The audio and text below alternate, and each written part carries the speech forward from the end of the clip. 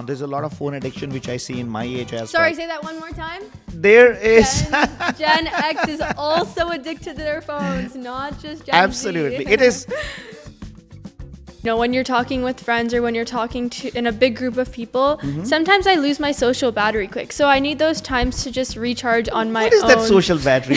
That's something new word for me. What is that social battery? 3 tips how not to get addicted to their phone and the virtual world. We can't expect someone to get off the phone in a second or stop scrolling on TikTok in a second. Okay. So something I did for myself actually, which I learned from a friend in college. So Shreya, we had some interesting discussion in the past about the beauty of struggles, fights, challenges between Gen X Yes. and Gen Z. In today's world, especially when we have a smartphone in our hand, and I think Gen Z is fully obsessed with that virtual world and the access to a lot many things on their phone. Yes. Do you think Gen Z is obsessed with the phone and the virtual world? 200% yes. 100%. Wow. Yes. Honestly, it's unfortunate but fortunate at the same time. But I think for us and for parents, it's kind of a new reality that we have to accept. Okay. But at the same time, life is all about balance. And I think what many of us are struggling with is finding the balance of how much we're connected to our virtual world and our physical world. You're so right. Like if we get obsessed too much with the virtual world Yeah. and let's say spend 18 hours onto it and then 6 hours, it's not possible to get connected to the real world because it has gone into your mind, your body, your soul so much that it will be hard for us to come out of it. I would say vice versa as well. Me personally, I'm someone who can lose my social battery with time. Like, when you're talking with friends or when you're talking to in a big group of people, sometimes I lose my social battery quick. So I need those times to just recharge on my own. What is that social battery? That's something new word for me. What is that social battery? I think it's something that I heard you AA personally.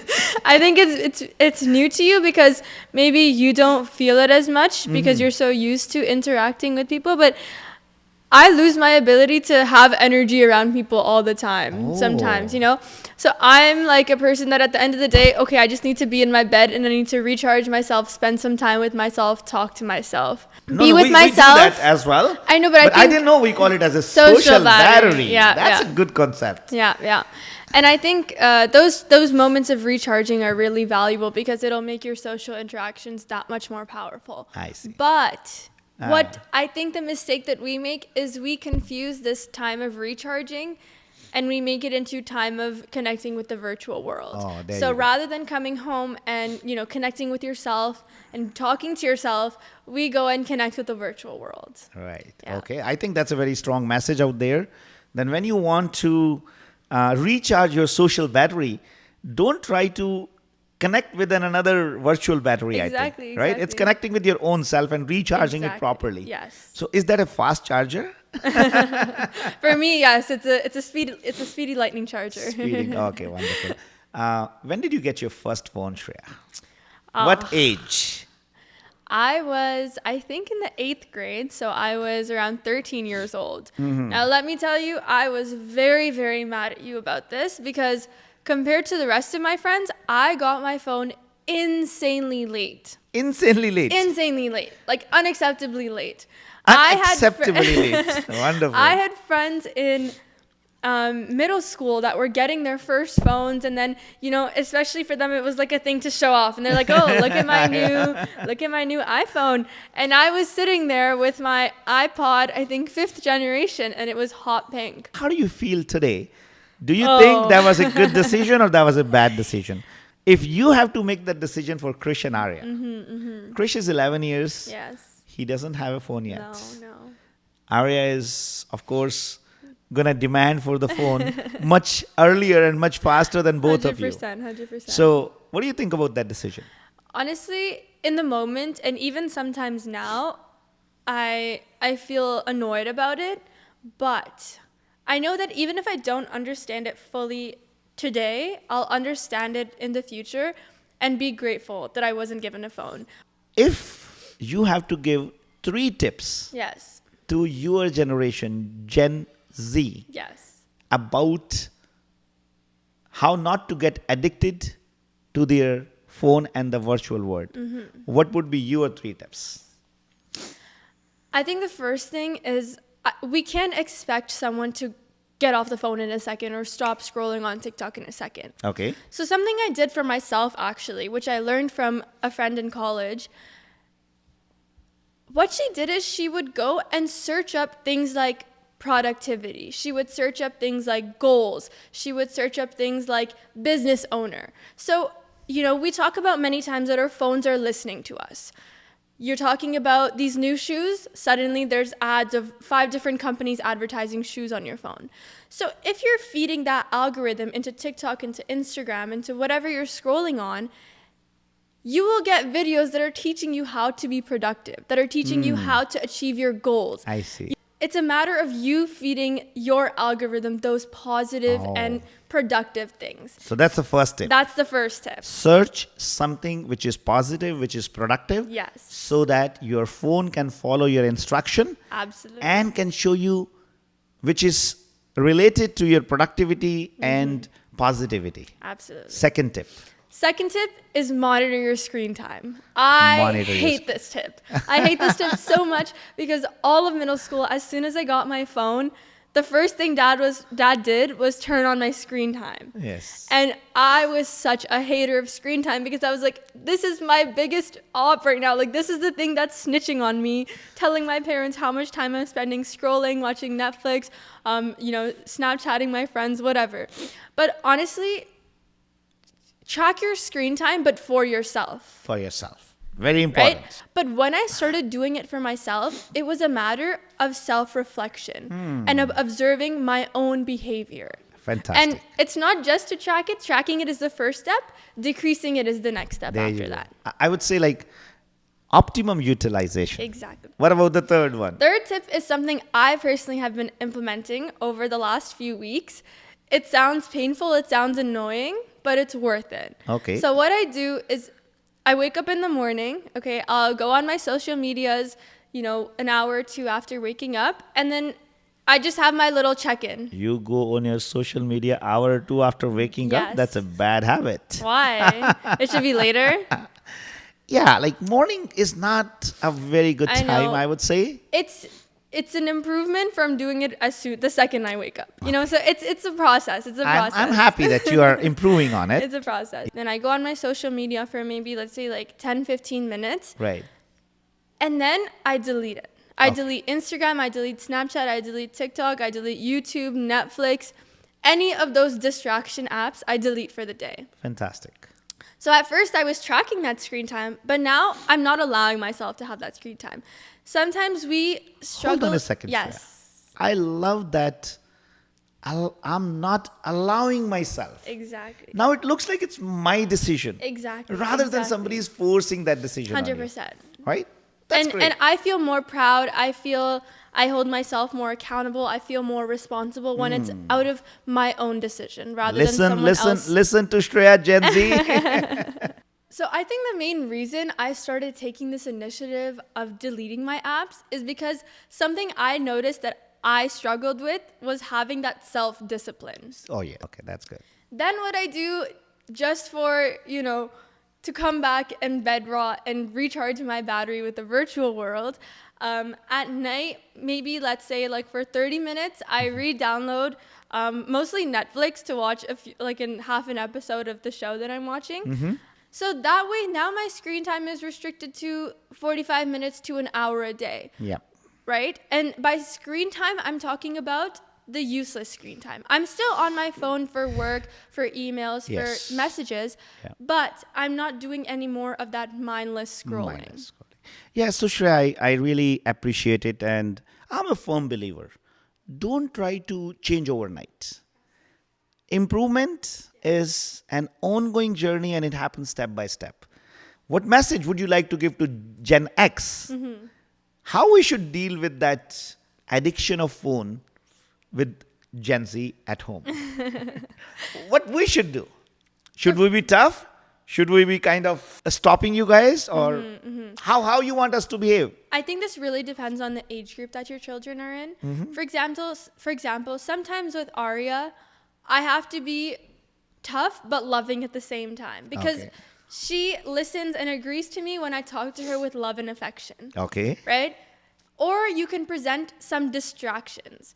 So, instead of saying, come, let's watch a movie together, or come, let's do this together, come, let's go outside together, let's go for a swim together, let's go in the trampoline together. Right. So presenting those different options, Yes. providing them on the table for Right. younger children is, I think, a really significant and helpful way of doing it. Another thing for those with very young children or newborn children or soon to come children, I would say, Mom should avoid for soon to come children. no, I would say, honestly, restrict what you're exposing them to. If we don't introduce our children to TikTok very soon, to Snapchat very soon, to Instagram very soon. I still remember you had a restriction my God. there you go. I got my